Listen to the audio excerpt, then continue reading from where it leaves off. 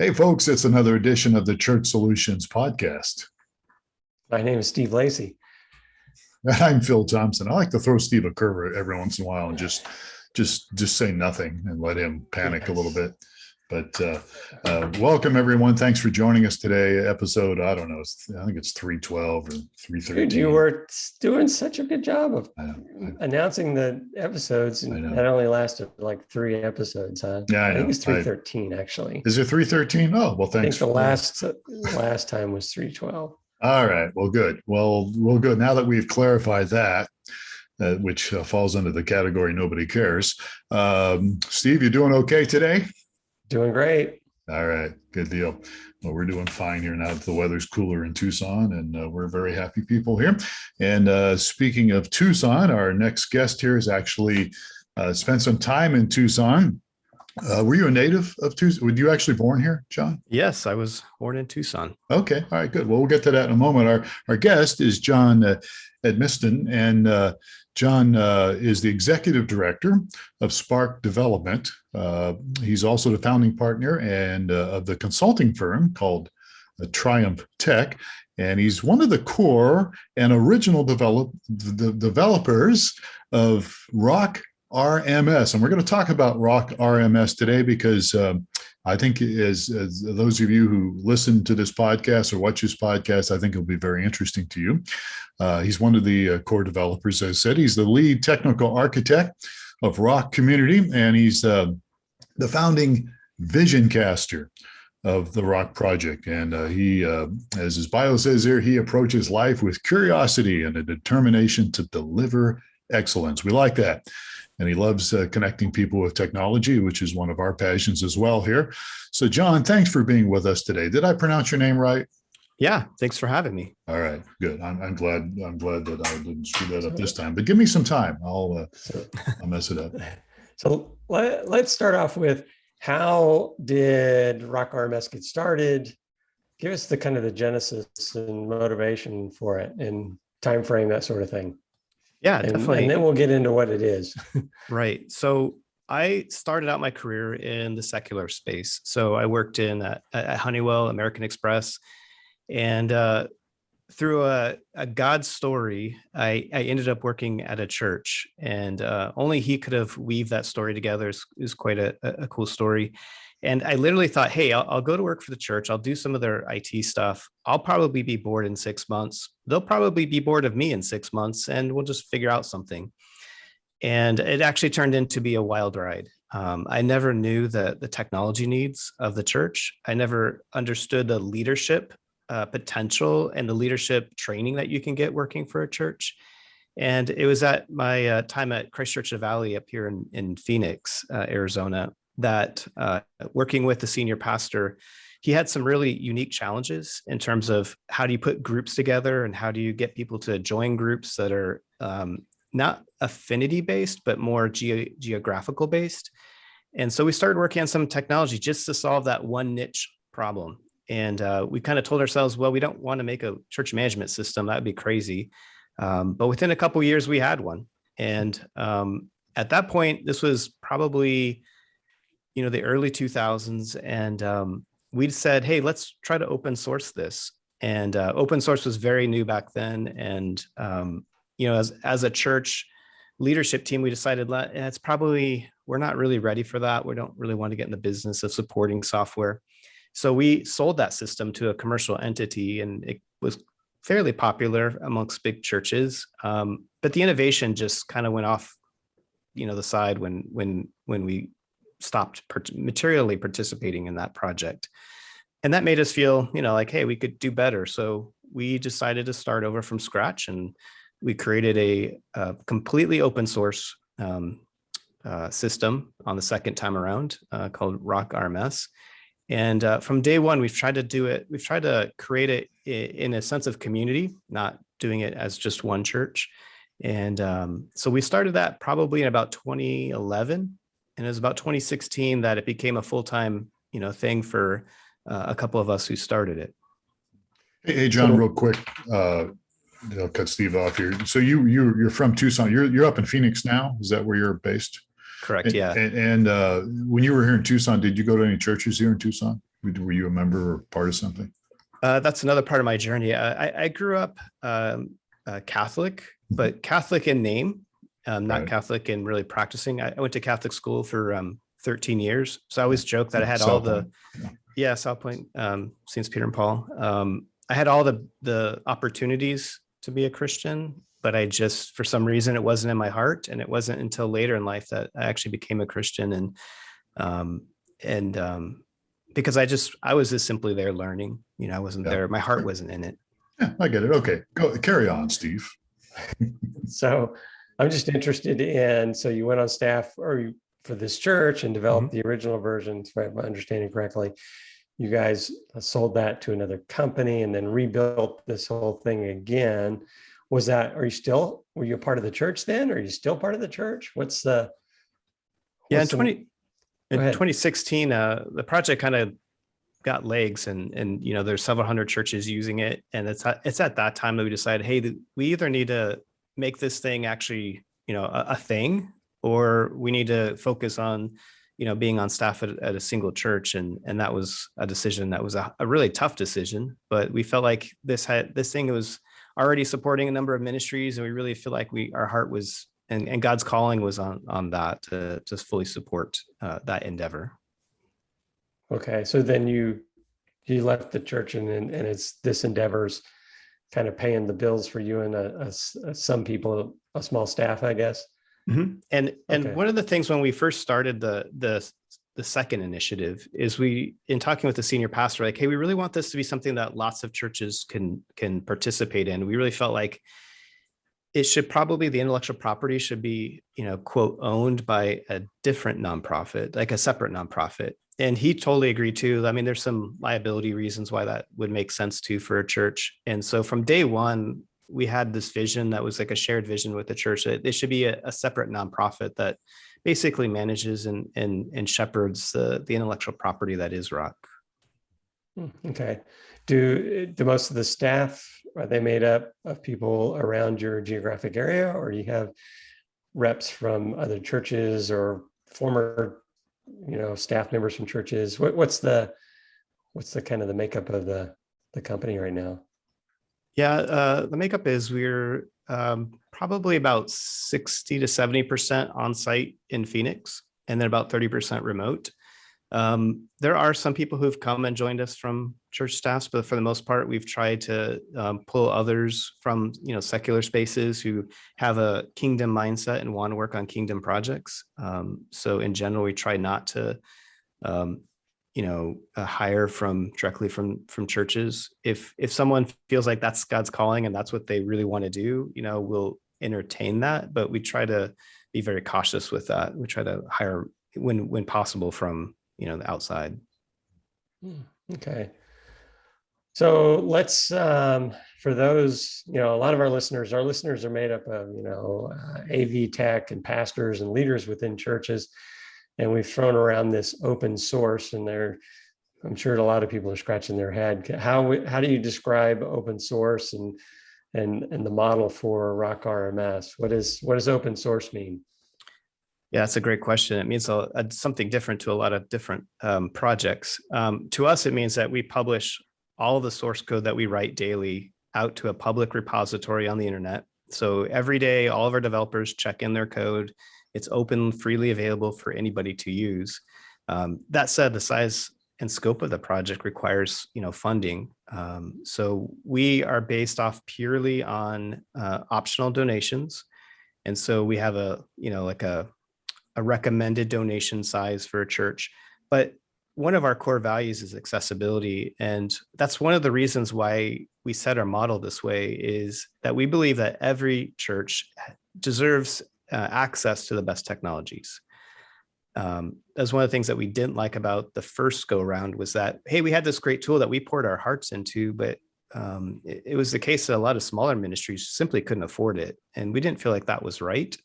And so when we set up our own model, we decided that accessibility would be one of our top core values. And so if you can't afford to do the donation, it's our honor to provide it to you. We have a grant process too, because we have some things called like early access programs that you can get access to the latest features through kind of like a premier, like a installation and upgrade process. But if you can't afford it, then we provide grants to do that. And anybody can download our source code and compile it. I mean, it's freely available. All right. So let me just pick on this a little bit some more. Mhm. So from one aspect, I mean, this is online software. This is not software that people are going to install and download and install on their computer, right? This is browser-based church management system. So if I'm the average church where I don't have a developer on staff, or, I have, some technical people, but they're not software developers. The model is I can go and create an account at the Rock RMS website and start, sign my church up for this thing, right? And then the other part of it is, hey, I am a developer, or I do have a staff of developers on my church, and we want to build something, we want to take this thing further, or we want to build a fork that does something special that we need. So what I understand is you've got like a GitHub repository where all the source code lives or something like that. Yeah. And if I'm a developer, I can say, oh, let's go pull this code onto my machine, and I'm going to build this special thing for children that, are from Southern Arizona or Northern Michigan, and it needs a special kind of thing. And I can go build something and then run it on my own cloud system. Is that kind of, can you add to that? Yeah, definitely. That's probably the one thing with Rock. There's just so many different options and different ways of doing it. So if you don't have a lot of technical people, you can install it either in your own cloud. It has a nice installer. That's fairly easy. You don't have to be a programmer. In fact, most of the churches who use Rock don't have a programmer on staff. There's also a cloud hosted version of it that you can pay to use. Obviously, when there's infrastructure involved, there's true costs, and we can't, give that, away for free because we'd go out of business. So if you want to pay to have it hosted for you, there's that option. You can download and install it on servers within your church in the cloud. There's just lots of different ways to host it. The cool thing is though, and people always thought we're kind of crazy at first, is that like, why don't you turn this into a SaaS model, like a software as a service, and put it in the cloud? And we really felt like the church needs to own that data 100%. Like we don't need to be in a multi-tenant where you can't, data ownership is kind of, murky. And also we wanted to give people the options to host it wherever they wanted. Okay. So I guess my thought process was I guess I was slightly wrong about this. So there isn't what you call a multi-tenant version where I've got this running on this server and I've got 100 churches running off the same set of code and the same database. Is that? Correct. Yeah, it's not. You don't have that. It's all more independent than that. Yeah. Now, if you want your own hosted version, you don't want to have to, worry about any of the installation. There is a service, a Rock Cloud hosted version, but you get your own database, you get your own instance of Rock. And it's great from a privacy perspective. You know that there's never going to be, any kind of shared access to that. And also it's so extensible that all of your customizations, we can keep contained into a sandbox. Okay.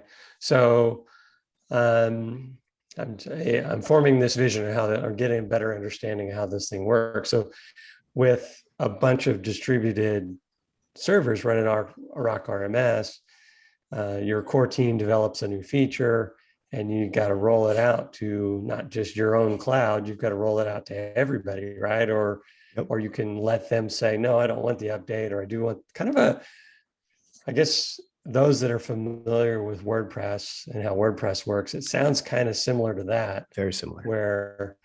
Where that, I have my own WordPress instance running on my server, but I get updates from headquarters. Is that kind of how it works? Yeah, we have a one-click update button. You just push the button, and when you're ready, we don't push that on you. But if you say there's a security patch or you want the latest features, you just go to the update screen within your instance and you hit update, and a minute or two later, you're all updated. Oh, okay. Wow. So let me jump in here, because if I'm a pastor listening to this and don't have a lot of technical expertise, I'm hearing some interesting stuff so far in this podcast. But what makes Rock so special? I mean, why should I consider even using it for my church? And I'm getting bits and pieces thinking, okay, I'm hearing church management. So I guess it's a church management system. But kind of clarify that a little bit. What is Rock, and what's so special about it? What makes it so different? And I'm hearing open source, and that's all good stuff. I get that, but kind of elaborate a little bit on why Rock is so special and why I should consider, if I'm a senior pastor or executive pastor, maybe jumping into this. Yeah. So, and it goes back to the name of the product, and we're very intentional about that. We didn't label it a church management system, CHMS. We were very intentional about calling it something different, and so we came up with the term relationship management system, because for us, yeah, we need to do all the other things that a church management system does, but our passion is about relationships and tracking relationships within the database and providing insights around that data. So I think that's what makes us unique, is that relationship component, but also, especially now, the digital ministry capabilities in terms of taking those relationships and building out church websites. So the power of Rock is, not only is it a back-end system for your church, but all that data is in the database. Let's make that available through the front door of the church, which is really the church website. And so we're able to create very personalized and tailored experiences for churches on their by running their websites. We also have a mobile development environment, so you can provide that same personalized experience in a mobile technology. And now we're working on that with set-top devices like Apple TV. So it's really about that personalization. And we always say that within our feature set, there's a tension between administrative features and ministry features. In general, administrative features tend to have gravity, right? Because they're solving a need within the church. Like the staff goes, yeah, I have that need. I want to fix the pain point I have. And so that's like the natural flow of technology, but we fight and try to really focus on the ministry side, knowing that the administrative features will always be there, we'll always have those, but we really are passionate about creating a rich, personalized experience for people. Okay, so you had kind of mentioned early on that this was kind of the growth of, or the initiation of this was getting people into small groups, right? Or fostering that relationship side of it. Mm-hmm. So what I'm hearing you say is that as I go to the church website, I'm going to have a more personalized view of it. Are there other examples or stories that you can tell from other ministries that are using this system that align with this relationship aspect, where were some relationship touchdowns that were accomplished because of it, or anything like that? Anything that you can tell us about there? Yeah, I think there's two types of stories. There's the macro stories, which like, hey, I have this website and it's really doing well and I'm really liking it. And then there's the micro stories, which is basically like one life changed, right? And I love the micro stories because I think that's where you can get a sense of accomplishment, and just knowing that you never hear, all the micro stories. In fact, you only hear a rare few. But two that come to mind is, and I think this really shows that it's not just technology, right? You got to have good technology, but you also have to have good process, and you have to have a ministry heart. So, for example, New Spring was one of the first churches actually using Rock. And so they had a pastor who was called to do a funeral for a teenager. And probably one of the worst things you can do, right, is a funeral for a teenager. And sadly, she had committed suicide. And her parents were just broken up, obviously. But the thing that really impacted them is they didn't really know if she had given her heart to Jesus. And they were basically having to wait through this life to know where their daughter had, gone. Was she in heaven? They're gonna have to wait the rest of their lives. And that was just wrecking them. And so this pastor goes back and, has a meeting with the parents, hears this, and goes back into Rock and says, let me see what I can find out about this young lady. She had been to youth group but didn't really know what impact it had on her. And in looking inside of Rock, he saw a note that a volunteer had a discussion with her and had shared Christ, and she had accepted Christ. All that was tracked inside the system. Now, obviously, Go Rock, good system that it's easy to track that stuff, but Go good process, right? And Go good ministry, heart for that volunteer. So he was able to actually stand up at the funeral and hand the paper down to the parents and say, I want you to know, you don't have to worry about that. There's a lot of other things you need to worry about, but you don't need to worry about that. And I think that just shows that you have to have a good experience system that can get you that, but you also have to get good process. And that story continues because that pastor was an amazing pastor. He actually went back to the volunteer and said, hey, I need you to know that you had this impact on this young person's life. And that volunteer told him, I'm so glad you said that, because I've actually been struggling with, am I making an impact in life? And is my ministry really even having any impact at all? And he was able to share with her, because the system could tell us who did all this, the impact that she had. And so it's like stories like that kind of keep us going, and make it, worth doing everything, all the hard effort that goes into this. And I can see where the model that you deployed, where it's individual and private for every ministry, allows you to do these sort of things, right? So that if I was in a centralized software as a service model, I might not be, then you start getting into, the relationships are going to require some information sharing that may be more difficult in a SaaS model than the model you've deployed here, right? Right. And there's a lot of trust in this model, because honestly, we don't have keys to the doors, right? So no one has to ever wonder, like, well, what's the software, vendor doing with my data? We have no access to the data. And so that's good. As we built up Rock, we always thought, what's the biggest fear in the future? And the biggest fear was really ourselves. Right. So our whole model is built about protecting the churches. The fact that, what we do is owned by a nonprofit provides protection for churches, because there's no way for us to sell this. You can't really sell a nonprofit, right? We could, if we sold this intellectual property as a nonprofit, we just have to donate that money someplace else. Those of us who started this have no ownership in what we do, legal ownership. So that's protection. And the open source part is protection too. Like, it's out there, any church can actually do whatever they want with it. Yeah. So a lot of times, the what goes off in your head is when you say, well, it's open source, that means it's free, right? Yeah. So, I mean, it is free to an extent. And go ahead and re-explain your kind of the model that keeps the finances going and keeping the product moving forward and that sort of thing. Yeah. So you're right. If you go out to our GitHub repo, you can download the code and use it for free, as long as you're a religious nonprofit.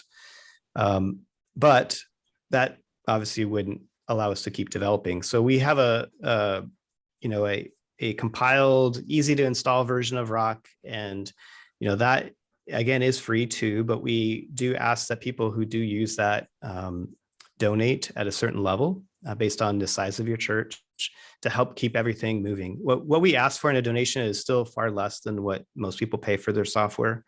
And if you do donate, you get access to our early access program, which gives you features before others who don't donate do.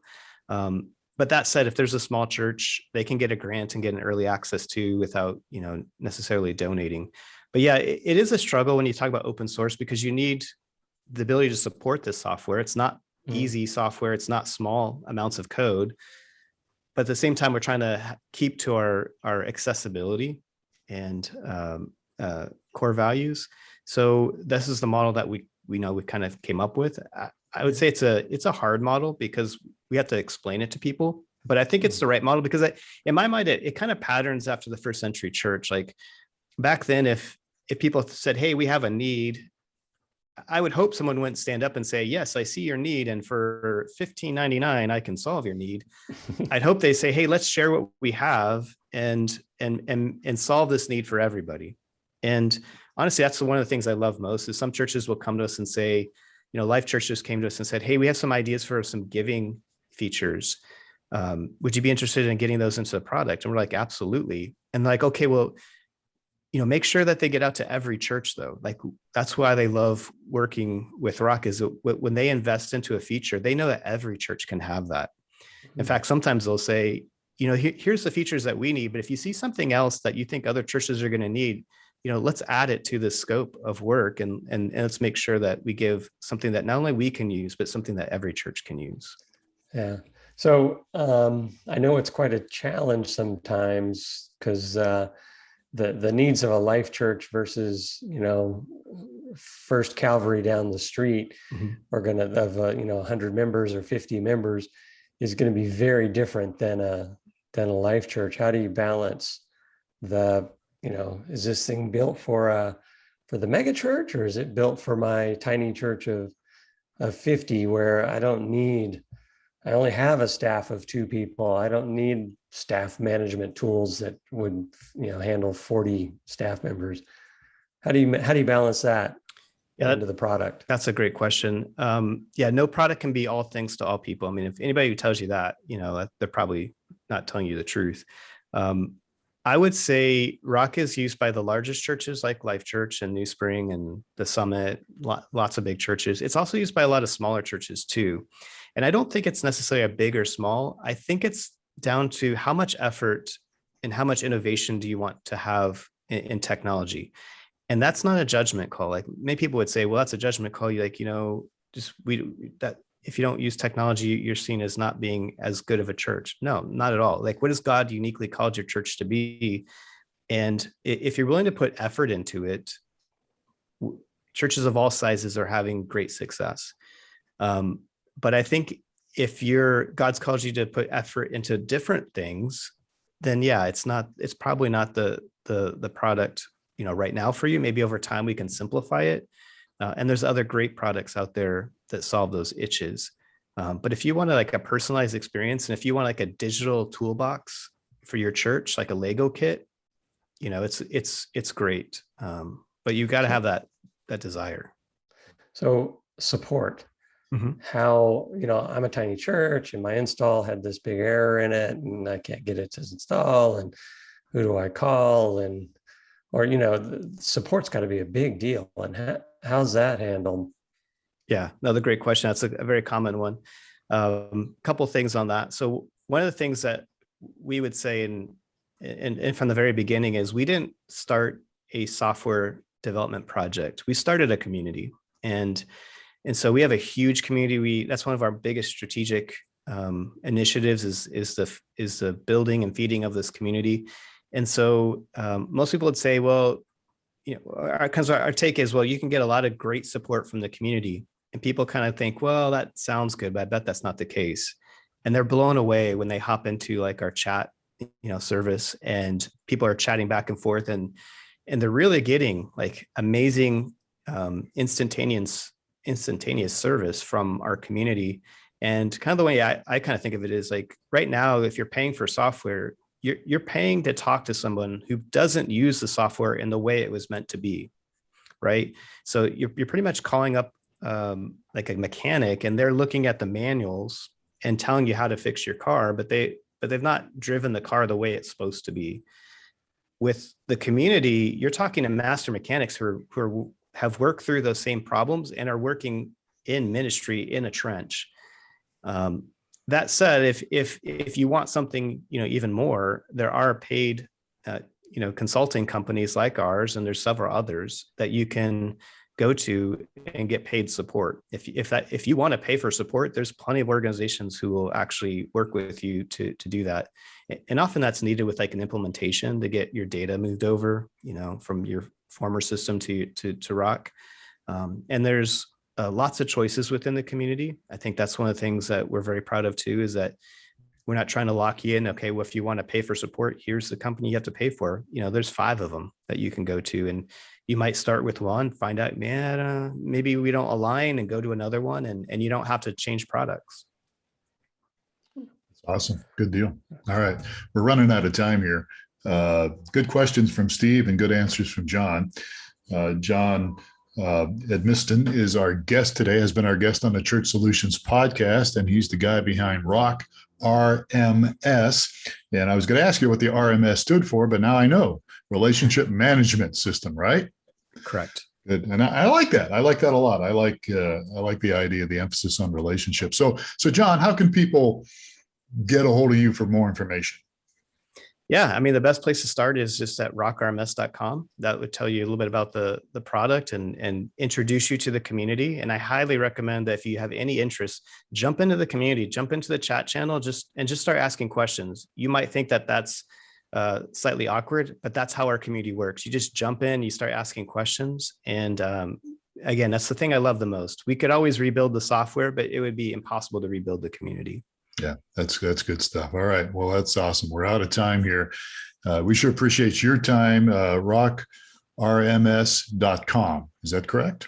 Correct. That's the website. Okay. I want to make sure we got that. So check that out. And while you're at it, check out mychurchdaily.com. Don't want to overwhelm people with a bunch of websites, but this Church Solutions podcast is brought to you by our Church Daily, mychurchdaily.com.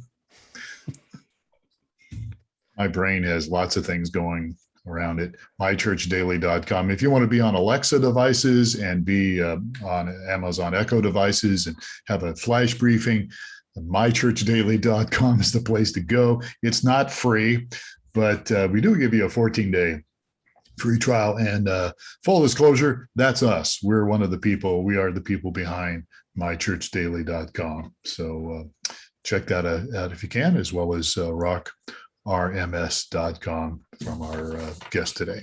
All right.